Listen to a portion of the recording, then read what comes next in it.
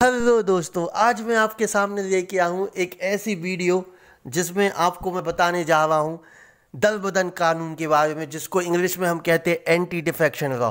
इसमें मैं पूरी चर्चा करूँगा, आपको बहुत ही आसान भाषा में समझाऊंगा, क्योंकि आजकल ये बहुत ही हॉट इशू बना हुआ है इंडियन पॉलिटिक्स में।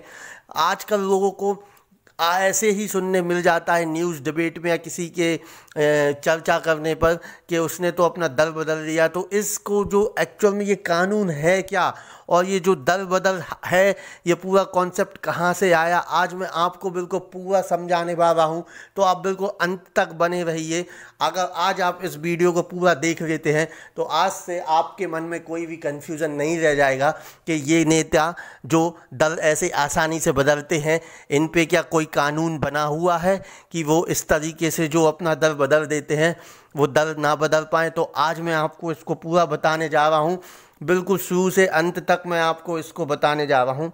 तो मैं आपको बता दूँ, पहले होता क्या था कि जो नेता थे अपना जो दल था आसानी से बदल देते थे, या फिर जो दूसरी पॉलिटिक्स जो पार्टी थी वो जो पावर में होती थी, सत्ता में होती थी, अपनी और सत्ता को बढ़ाने के लिए दूसरे जो छोटे दल के नेता रहते थे उनमें खरीद फरोख्त करते थे, जिसके कारण लोग अपना दल ऐसे ही बदलते थे। तो ये एक चिंताजनक विषय रहा इंडिया की जो स्टार्टिंग पॉलिटिक्स थी उस समय। तो इसको ध्यान में रखते हुए तो 52वां अमेंडमेंट आया 1985 में। जो ये प्रॉब्लम चल रही थी इसको ध्यान में रखते हुए 1985 में 52वां अमेंडमेंट आया, जो कि पीएम उस समय राजीव गांधी थे, उनकी सरकार में इसको लाया गया और जो कॉन्स्टिट्यूशन में 10th शेड्यूल जोड़ दिया गया। इस कानून को दल बदल कानून बोला गया और एंटी डिफेक्शन लॉ बोला गया। पहले मैं आपको बता दूं एक बात कि दल बदल होता क्या है। कोई भी सांसद या विधायक किसी एक दल से चुनाव लड़ने के बाद और जीतने के बाद, ध्यान दीजिएगा मैं जीतने पे ज़्यादा फोर्स कर रहा हूँ क्योंकि ये कानून उन्हीं विधायक और सांसद पे लागू होगा जो जीतते हैं, राइट। वो किसी दूसरी पार्टी में चले जाते हैं तो उसे कहते हैं दल बदल दिया उन्होंने, राइट। अच्छा, तो आपने एक कोटेशन सुना होगा, आया राम गया राम, राइट, सुना होगा। तो ये जो आया राम गया राम है कहाँ से आया, ये एक दिलचस्प कहानी है, राइट। आया राम गया राम का किस्सा शुरू हुआ था साल 1967 में, ठीक है। इस वाक्य को अमर कर देने वाले शख्स का नाम था लाला गया, ठीक है। वो हरियाणा के पलवल जिले के हसनपुर विधानसभा क्षेत्र के विधायक चुने गए थे। आइए हम इसको जानें, क्योंकि एक आपको क्लियरली पता चलेगा कि आया राम गया राम वर्ड आया कहाँ से, और ये एक इंटरेस्टिंग कहानी भी है, तो आपको जानना ज़रूरी है एक नॉलेज के लिए। फिर मैं आपको इसको पूरा बताने भी वाला हूँ। तो इसमें क्या हुआ, गयालाल थे, उन्होंने एक ही दिन में 3 बार पार्टी बदली। जी हाँ, जो ये गयालाल नाम के व्यक्ति थे इन्होंने एक ही दिन में 3 बार पार्टी बदली। पहले तो उन्होंने कांग्रेस का हाथ छोड़कर जनता पार्टी का दामन थाम लिया, फिर थोड़ी देर में कांग्रेस वापस आ गए और करीब 9 घंटे बाद उनका हृदय परिवर्तन हुआ और एक बार फिर जनता पार्टी में चले गए। देख रहे हैं भाई साहब, इतना दल बदल रहे हैं। खैर, गयालाल के हृदय परिवर्तन का सिलसिला जा रहा था और वापस कांग्रेस में आ गए। कांग्रेस में वापस आने के बाद कांग्रेस के तत्कालीन नेता राव बीरेंद्र सिंह उनको लेकर चंडीगढ़ पहुंचे और वहां एक संवाददाता सम्मेलन किया। राव बीरेंद्र ने उस मौके पर कहा था आया राम गया राम। इस घटना के बाद भारतीय राजनीति में ही नहीं बल्कि आम जीवन में भी पाला बदलने वाले दल बदलुओं को आया राम गया राम वाक्य का इस्तेमाल होने लगा। तो ये एक कहानी थी। अब मैं आपको इसकी थोड़ी सी आपको पूरी जानकारी दे रहा हूँ कि ये जो दल बदल कानून है, जो ये एंटी डिफेक्शन लॉ है, किन पर लागू होता है। तो पहली कंडीशन तो यही बता दी कि जो भी सांसद होते हैं, जो भी विधायक होते हैं, जो जीतते हैं, सिर्फ जीतने वालों पे लागू होता है, ठीक है। अब ये कब लागू होगा, यदि जो एमपी है, एमएलए है, मतलब जो सांसद हैं या विधायक हैं में से कोई वॉलंटरी अपना त्यागपत्र दे दे, राइट। या दूसरा कैसे, या पार्टी के निर्देश अनुसार मतदान में पार्टी लाइन के इतर मत दे दे, मतलब पार्टी जिस पार्टी लाइन के अलावा कहीं और मत दे दे, ठीक है ना। तो अगर यह पता चल जाए तो ये भी उसको अयोग्य ठहराएगा। साथ ही कब लागू होगा ये दल बदल कानून? कोई निर्दलीय चुनाव जीतने के बाद किसी दल में शामिल हो जाए तो उस पर दल बदल कानून लागू हो जाएगा। ठीक है, अब ये तो केस हुए कि यहाँ पे दल बदल कानून लागू हो रहे हैं। कुछ ऐसे पार्ट भी हैं, एक्सेप्शन है, जहाँ पे दल बदल कानून लागू नहीं होता। तो कब? जब कोई पार्टी किसी दूसरी पार्टी से गठबंधन कर ले या विलय कर ले, राइट। यदि पार्टी बाहर कर दे तो उन्हें तो नहीं लगेगा। मतलब जब कोई पार्टी किसी सदस्य को खुद बाहर कर दे तो उस पर दल बदल कानून, और वो पर्सन किसी दूसरी पार्टी में चला जाए तो उस पर दल बदल कानून नहीं लगेगा। या यदि पार्टी के 1/3 सदस्य त्यागपत्र दे दें तो इस पर दल बदल कानून नहीं लगता।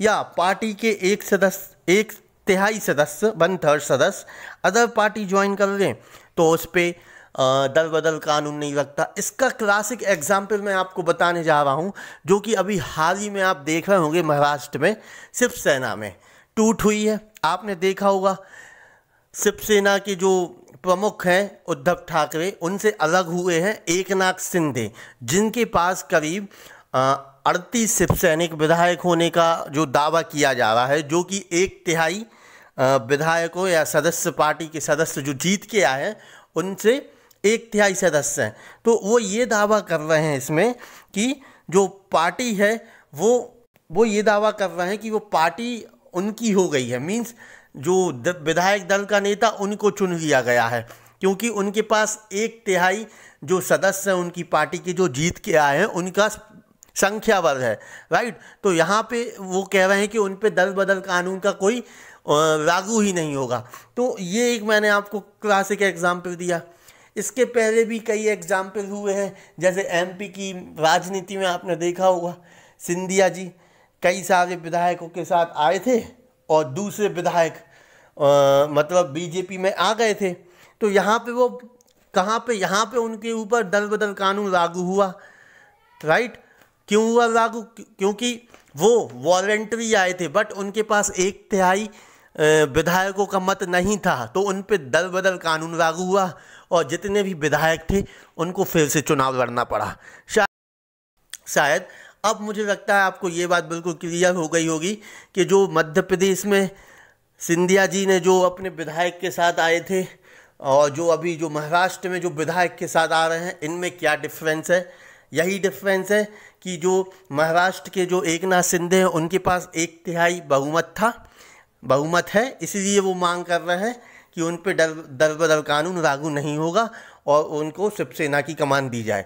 बट यहाँ पे जो सिंधिया जी थे उनके पास 1/3 बहुमत नहीं था और वो स्वेच्छा से गए थे, बीजेपी में शामिल हुए थे, इसलिए उनको फिर से चुनाव लड़ना पड़ा। अब मैं आपको थोड़ी सी और कानून की जानकारी दे दूं कि डिस्क्वालीफाई किया जाता है, जिन पे जो दल बदल कानून अप्लाई होता है उनको डिस्क्वालीफाई किया जाता है। ठीक है ना। आपको अब एक बात समझ में आ गई कि दल बदल कानून क्या है। जिन पे दल बदल कानून अप्लाई होगा उनको डिस्क्वालीफाई किया जाएगा, पहली बात। अब डिस्क्वालीफाई कौन करता है? तो जो concerned speaker of the house है तो वो डिस्क्वालीफाई करता है, चाहे वो स्टेट लेजिस्लेचर के स्पीकर ऑफ हाउस हो, चाहे वो जो पार्लियामेंट का हाउस ऑफ स्पीकर हो, वो उनको डिस्क्वालीफाई करता है। अब उन्हें डिस्क्वालीफाई करने के लिए कौन कहता है? तो हर एक पार्टी में के अंदर एक चीफ व्हिप होता है, जिसको मुख्य सचेतक कहते हैं, राइट। एक चीफ व्हिप होता है, वो पर्सन होता है जो शिकायत करता है अपने मेंबर की स्पीकर से। ठीक है ना। हर एक पार्टी में एक चीफ व्हिप होता है, ठीक है ना। वो शिकायत करता है कि मेरा ये एमपी या मेरा ये एमएलए बागी हो गया है, तो आप इसको डिस्क्वालीफाई कर दें, राइट। तो जैसे कि मैंने आपको बताया कि जो कंसर्न स्पीकर ऑफ हाउस है वो डिस्क्वालीफाई करता है। तो यहाँ पे एक क्वेश्चन बनता है, क्या जो कंसर्न स्पीकर ऑफ हाउस का जो डिसीजन है क्या वो फाइनल होता है? तो हाँ, ये फाइनल तो होता है, बट क्या ये जुडिशियल रिव्यू के लिए जा सकता है? तो मैं आपको बता दूं, एक केस लॉ है बहुत ही फेमस है, काहितो हॉलेन केस है 1992 का। यहाँ पे सुप्रीम कोर्ट ने जो ये प्रोविज़न बताया है कि जो कंसर्न स्पीकर का जो डिसीजन होगा वो फाइनल होगा, इसको एक अनकॉन्स्टिट्यूशनल बताया है और उन्होंने कहा है कि ये जुडिशियल रिव्यू के लिए जा सकता है। ठीक है, और कोर्ट ने इस पर टिप्पणी दी कि जो प्रेसिडिंग ऑफिसर या जो होता है, जो speaker concern speaker of house का, जो ये इसको अयोग्य ठहराता है, वो एज अ ट्रिब्यूनल काम करता है यहाँ पे। और जो ट्रिब्यूनल है लाइक अदर ट्रिब्यूनल, वो सब्जेक्ट मैटर है जुडिशियल डिस्प्यूट का। तो इस बिहाफ पे कोई मैलिफाइड अगर इस काम हो रहा है, कोई गलत काम हो रहा है, तो उस पर जुडिशियल रिव्यू हो सकता है।